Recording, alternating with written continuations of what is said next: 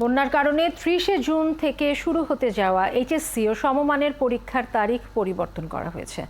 আন্তঃবোর্ড সমন্বয়ক জানান, ৯ জুলাই থেকে সিলেট বোর্ডের এইচএসসি, কারিগরি ও মাদ্রাসা বোর্ডের প্রায় লক্ষাধিক শিক্ষার্থীর পরীক্ষা শুরু হবে।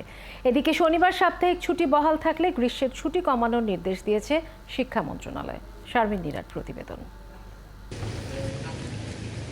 সিলেট অঞ্চলের প্রায় ৭ জেলা বন্যা কবলিত। পূর্বাভাস কেন্দ্র বলছে ২৫ জুনের পর অবনতি হতে পারে উত্তরাঞ্চলের বন্যা পরিস্থিতিও। এমন অবস্থায় ৩০ জুন সারা দেশের ১১ বোর্ডের কয়েক লাখ শিক্ষার্থীর এইচএসসি ও সমমানের পরীক্ষা শুরু হবার কথা রয়েছে।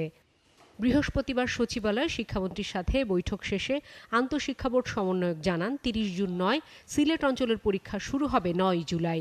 তবে আগের সময়সূচি অনুযায়ী ৯ তারিখ যে পরীক্ষা শুরু হবার কথা ছিল সেই পরীক্ষাই হবে। সিলেট বিভাগের যে কটি জেলা আছে, আমাদের সিলেট শিক্ষা বোর্ডের আওতাধীন যে কটি কেন্দ্র আছে, পাশাপাশি আমাদের কারিগরি এবং মাদ্রাসা শিক্ষা বোর্ডের আওতাধীন ওই সিলেট বিভাগে যে কয়টি কেন্দ্র আছে সেগুলোর পরীক্ষা আমরা স্থগিত করার সিদ্ধান্ত নিয়েছি।